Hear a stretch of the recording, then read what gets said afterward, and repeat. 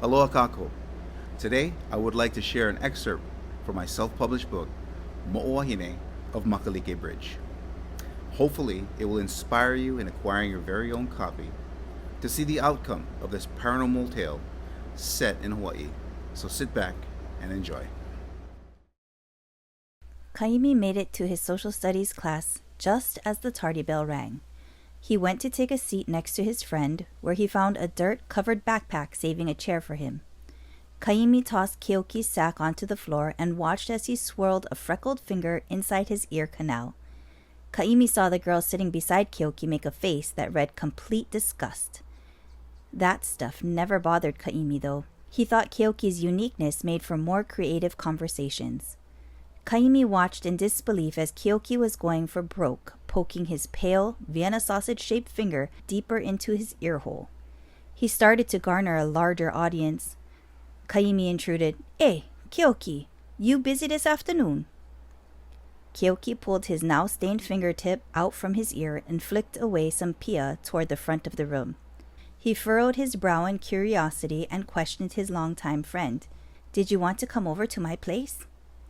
Kaimi shook his head slightly back and forth, explaining, "No, my brother wanna go up Makalike Bridge, but Alapaki stay going too.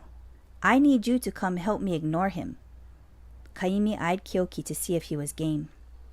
Retreating back into his seat, Keoki responded, "How come the only time you want to hang outside of school is when you need me to block Alapaki? I'm feeling a bit exploited." Keoki wiped his finger clean across his lap and continued to grill Kaimi. "You know, Alapaki isn't much bigger than you. I guarantee if you sock him in the jaw one time, he'd leave you alone. Or better yet, ask him out on a date. I bet he would leave you alone then." Keoki pondered the idea of Alapaki accepting the offer and tried to scrub the idea from his brain. Kaimi, getting a bit frustrated, sharply asked once again, "So, you coming over or what?" Keoki was immediately silenced once Mr. Kahi made his way behind his desk. "All right, gentlemen, class has officially started. Please quiet down." Keoki distorted his mouth while raising his shoulders, which caused Kaimi to grow impatient. Kaimi continued to stare at his friend until Keoki slowly lost interest in their conversation and turned his attention toward their instructor. So, as you all remember, it was the Menehune, or Manahuna, that erected these huge ancient structures. What makes it even more amazing is how they were constructed in a single night. If work was not completed by sunrise, the structure would be abandoned, which, from that moment on, would remain unfinished. Mr. Kahi switched slides as he spoke about each location and discussed their importance in the community. One slide in particular caught the attention of Kaimi.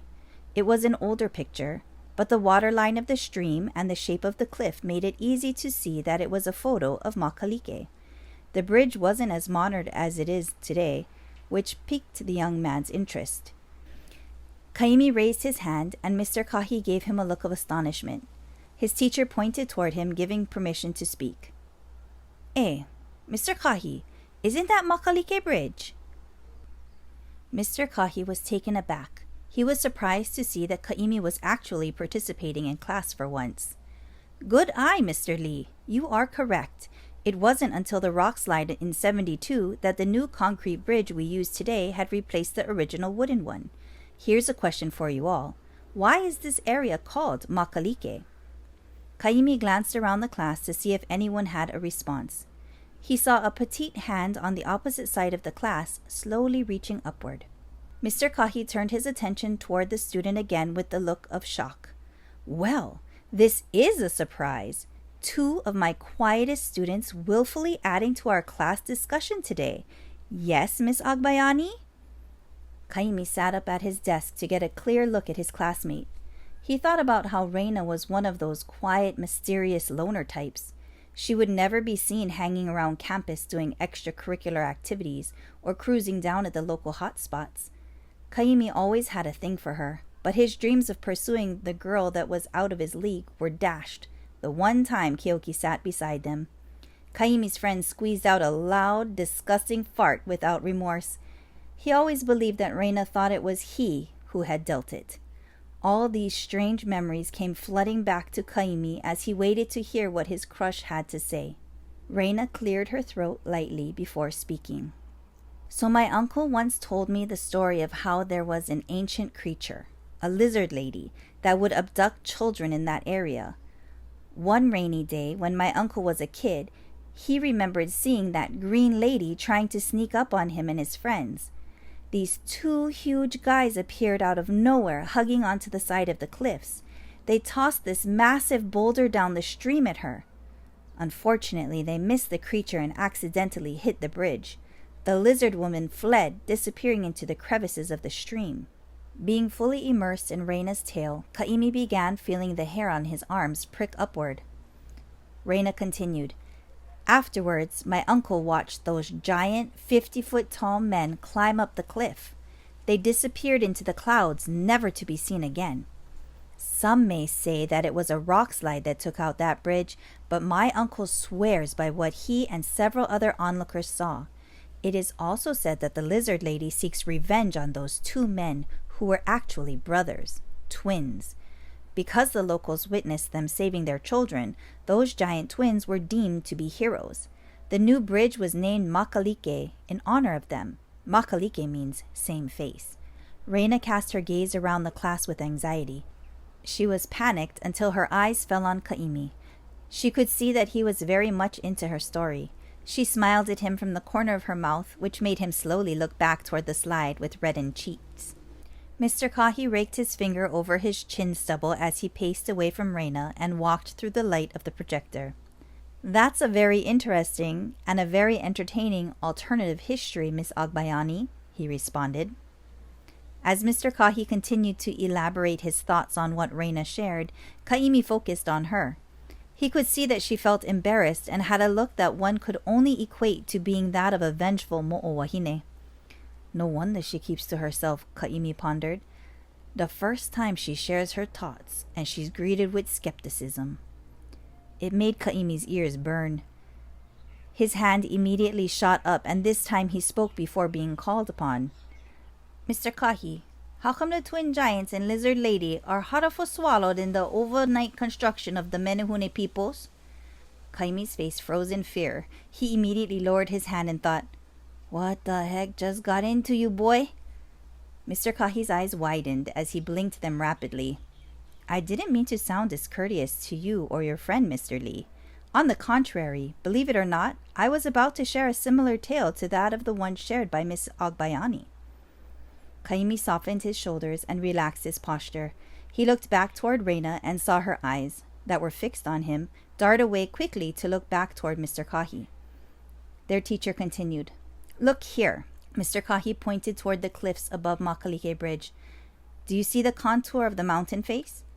Before the rock slide of 1972, both of these rock faces looked nearly identical. Many visitors to this valley believed it odd that something so natural could be so symmetrical. They say the area is called Makalike because both of these cliffs were mirror images of each other, like twins." Kaimi attempted to raise his arm once more, but Mr. Kahi held up his left hand to halt the inquisitive teen from speaking aloud. "Now, Mr. Lee, this is what I was getting at. We should look at the history of the area so we can provide an actual explanation to its designated title. I'm not saying that the name is wrong in respect to either what the Malihini believe, with the bizarre valley formation, or the otherworldly twin supermen Mo'olelo of our Kama'aina. My point is that Makalike is mostly mistranslated because the name was originally Kaua o Pa'awai. Looking back at the original place name may help us understand more about the culture in that area or what was important about the location. Now, let me tell you the story I learned when I was your age. Long before the ancient peoples of this land arrived, there were various tribes of supernatural creatures that lived in their own societies. Each group had their own duty, their own set of skills, and their own strengths and weaknesses. Each group also had kapu. One such kapu, or prohibition, had disallowed different species from interbreeding with each other. Breaking this kapu was not only frowned upon, but also had potentially catastrophic side effects.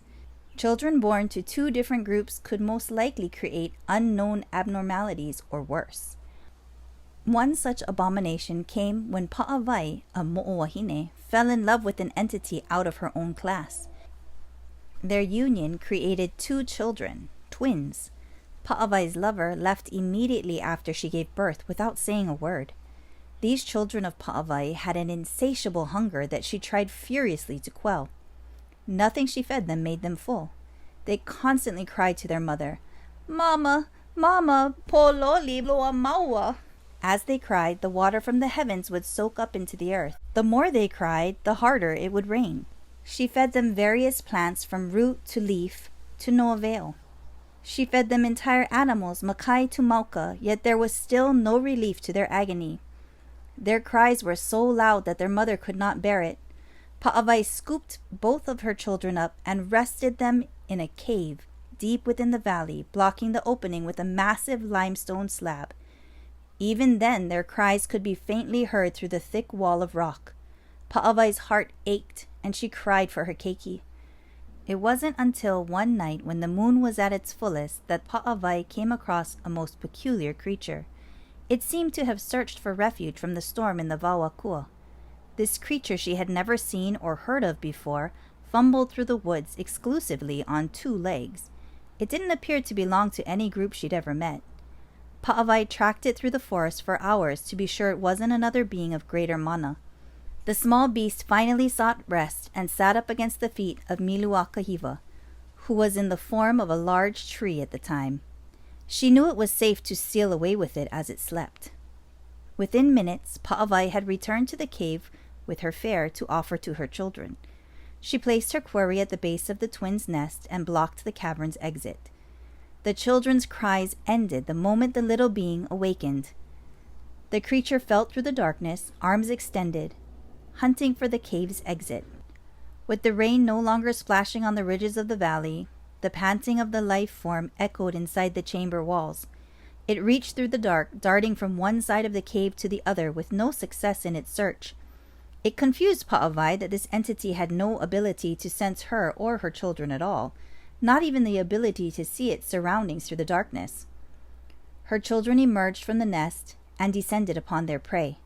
Before the victim could even make a sound, the twins tore into it ferociously, devouring every last bit. Her children were completely satisfied, and Pa'awai had finally found peace in their repletion. It worried Pa'awai that she wouldn't be able to find more of this precious food for her little ones, and their cries would tear into her soul once more. It wasn't until many moons later that her younglings once again began their torrent of shrills and screaming. Mea ai, mama! Pa'awai's heart sank as she realized she hadn't come across the unique food source since that night. Just as the first drop of rain fell, there was a sudden burst from the treetops. Leaves danced all around Pa'awai and her twins, but when they cleared, she witnessed her love standing before them. Pa'awai hulo! Ualoa'a ia'u ko'u ohana. It has been so very long. I went to gather mea'ai for our twins, and when I returned home you were gone. I feared the worst. They must be starving to death. Give this to them quickly. Pa'awai, ecstatic at her man's return, presented the items to the youths, but they refused to consume them and continued to howl. Lightning cracked and thunder boomed, reverberating off the valley walls like an amphitheater. Their father, in a confused state, expressed his concern. I don't understand why they are refusing it. There is enough mana in this to keep them going for a very long time. Pa'awai hid her face behind her children and began to weep. Awe! I was tormented by their cries, so I closed them up in the deepest part of the valley behind stone walls. As I searched for food for them, their cries grew more angry and much louder. Forgive me. I tried everything from Mauka to Makai until I found a creature in the forest and... Pa'awai's husband flashed his wings in the moonlight. Please tell me you did not feed Kanaka to our children. Pa'awai could only weep. You left me all alone with their hunger. Once more he whipped his wings, and they snapped in unison with the thunder. Finding the mana needed for one child is hard enough. Twins required me to make haste. But alas, I was not swift enough. Pa'awai, our children have feasted upon man, Hekane. This means they will always yearn for their life's blood. It is kapu for our kind to endanger the Kanaka, let alone feast upon them." Paavai stared blankly at her spouse, slowly letting his words sink in. "There are only two things we can do from here, Paavai. We flee Hawaiki, never to expose our family to the Kanaka ever again, where our children will suffer to die a painful and slow death of starvation." Paavai began to weep as her love spoke in a soft whisper. "Or I can end their suffering here and now." Paavai's tail thrashed and her eyes burned a glowing scarlet. "Stay back," she hissed as she coiled around her babies. "I will never let any harm come to them." Her husband looked away at the stars and announced, "Forgive me and my wife. There is nothing that I can do but forfeit my life to allow my ohana to stay in our birth sands." A loud, sharp whistle trumpeted through the night sky and was followed by a multitude of voices that sang as one, calling out, "Eo!" This would be the very last time Paavai would see her husband ever again. With a white-hot flash, he was gone. She gazed up into the treetops and thought she saw him high up in the canopy, but all she found there was a silent little creature bearing his wings. "My love, is that you?" Paavai called cautiously so as not to frighten this smaller version of her beloved. The creature opened its large, beautiful eyes and looked directly at Paavai, responding sternly to her with a single word. "Who?" It opened its wings and flew out of the valley toward the moon. Paavai was grateful for the sacrifice her love made to keep their family safe. She would always remember that. Her children's cries brought her back from reflection. Now it was time to find a way to sustain her children and satisfy their cravings. It was time to hunt for more Kanaka. Kaimi's eyes were round as saucers and his mouth was agape.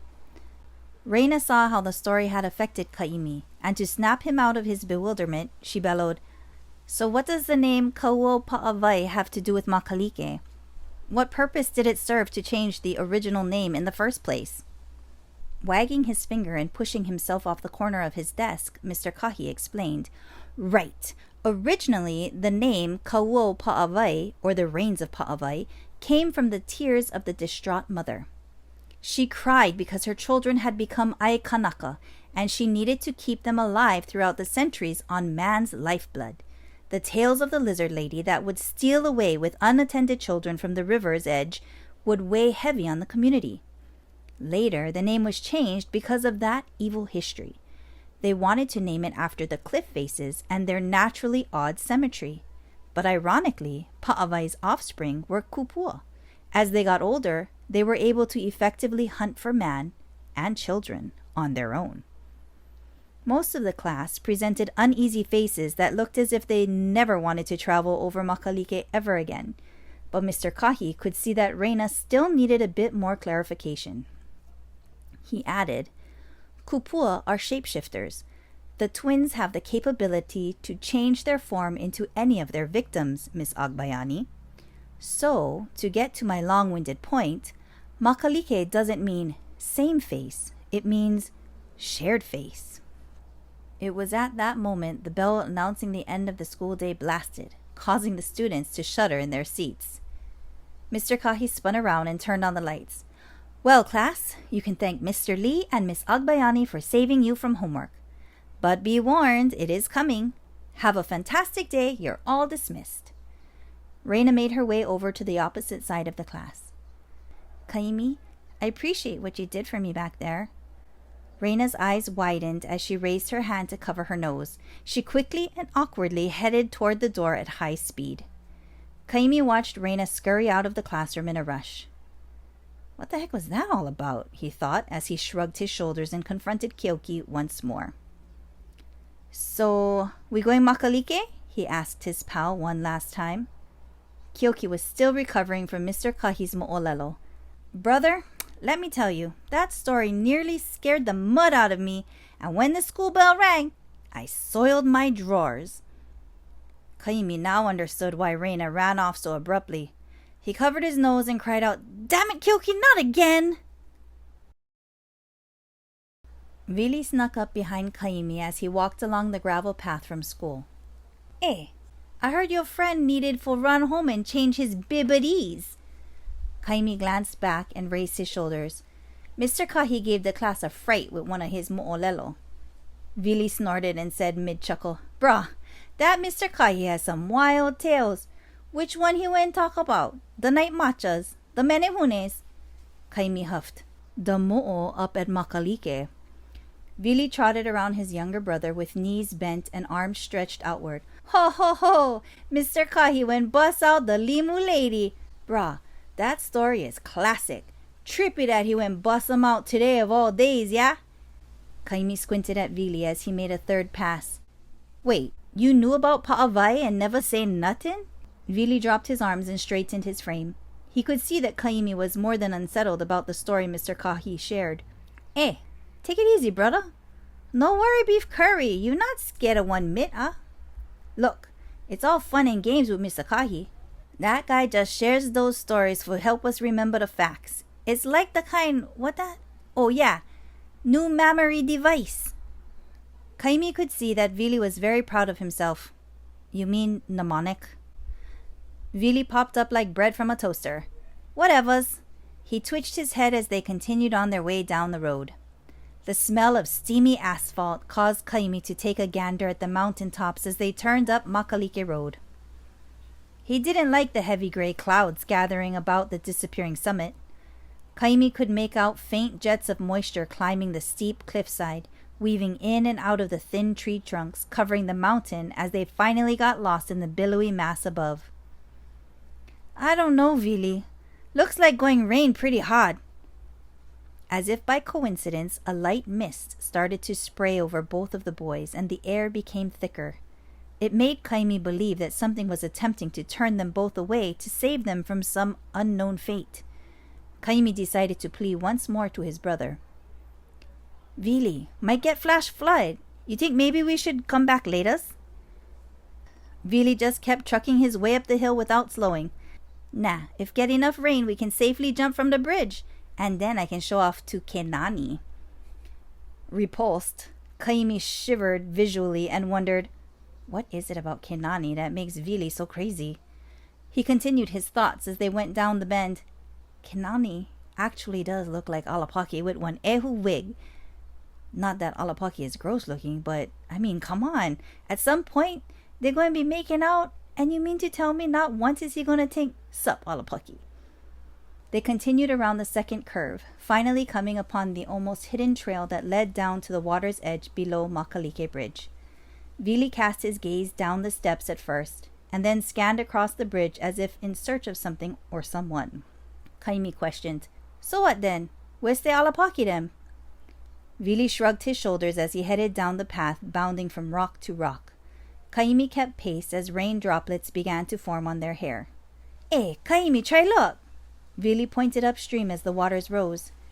Kaimi could see that the water was at a nice depth to safely dive from the bridge. Vili looked over from the edge of the stream and dove into the brisk running waters. He searched thoroughly to make sure that there weren't any random debris or hazards hidden under the bubbling surface of the stream inside the jump zone. Kaimi focused on where Vili plunged into the water, and after about a minute grew concerned.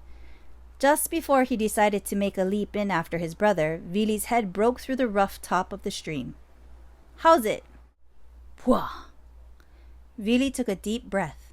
"Frickin' rock!" Vili shook his head to get the water out of his hair and eyes.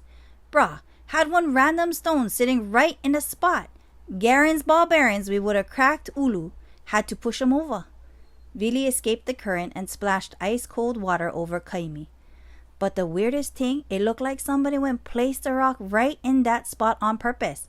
Bugger was straight up and small kind lodged between smaller rocks.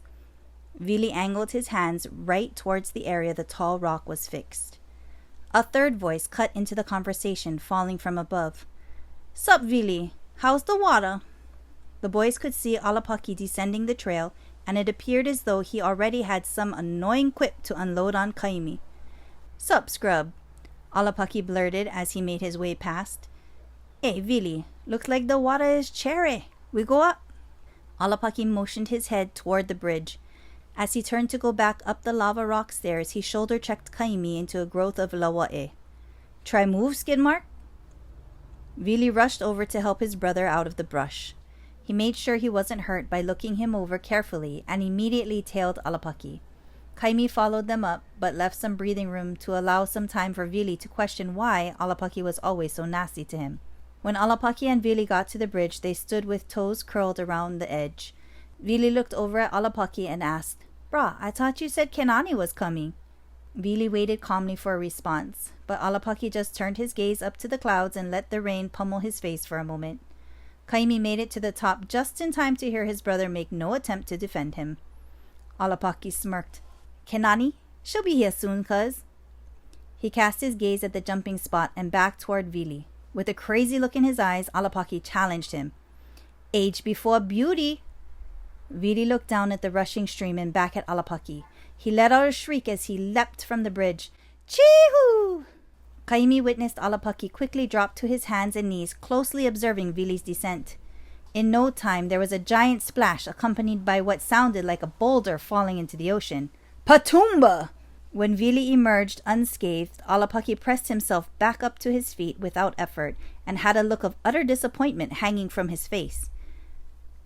Kaimi thought his behavior was stranger than usual, but his tormentor stood eerily still, with eyes widened, focused on Viliami. After a short moment, Alapaki's gaze gradually moved in Kaimi's direction.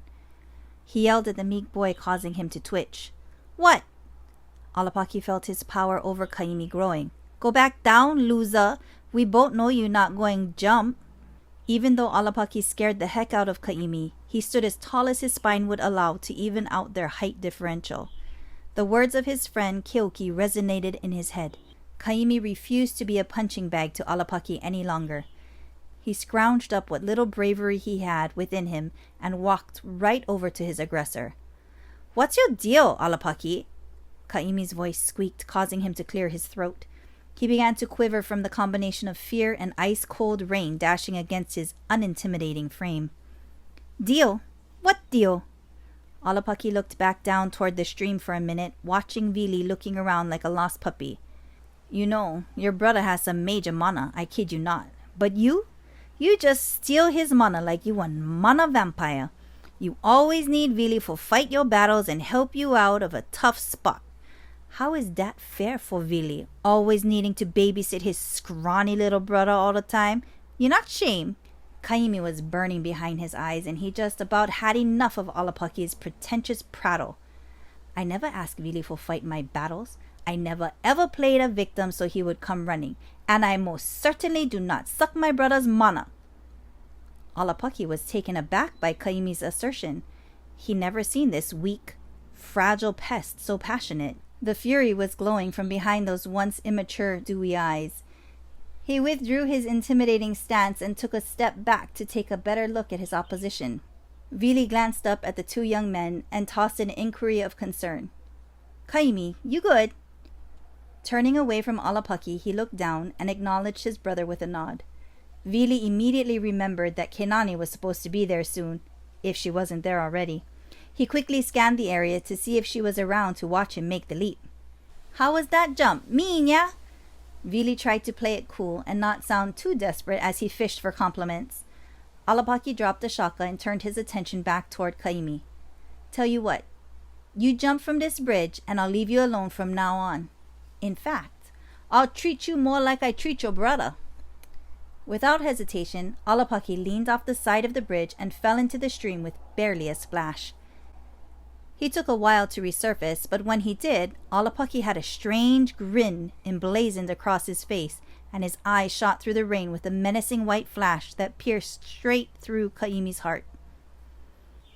The storm grew fierce, with beads of water that had doubled in size pelting Kaimi unceasingly in his already sensitive back. It felt like even Mother Nature was forcing Kaimi to take the plunge. "I gotta jump if I want to be free from this clown." Kaimi took quick, sharp breaths to try to raise his core temperature before making the leap. His body shivered and teeth chattered, but he was determined to finally stand up for himself.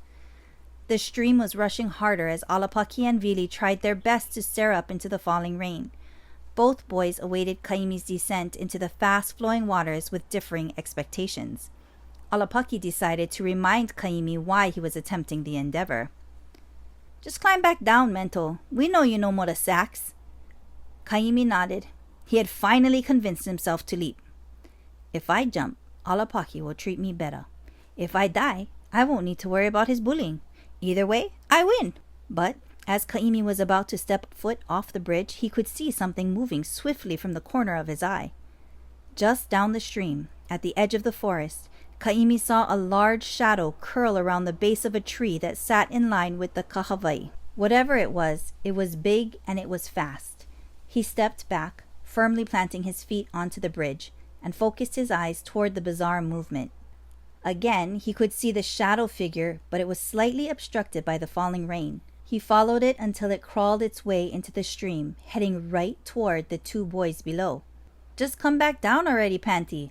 No need prove yourself. Aumākua continued to goad Kaimi. Vili finally countered his overly eager friend and called out to his brother, "Eh, Kaimi, pow!" Vili motioned toward Kaimi with a gentle wave. He pulled his left arm through the stream a few times, encouraging his brother to come down off the bridge. "Kaimi, no need jump, it's okay. You don't have to prove yourself to me or Aumākua." Vili could see Kaimi was looking off somewhere else, and not really focusing on him or the dive. Vili turned to observe what it was that unnerved his brother, but he could not find anything out of the ordinary. Aumākua saw this as his chance to really dig into Kaimi. "Yup, see? Your brother gotta come save your face again." The rant ended with a barrage of high-pitched yelps. Aumākua's cackles harmonized with the sounds of the stream.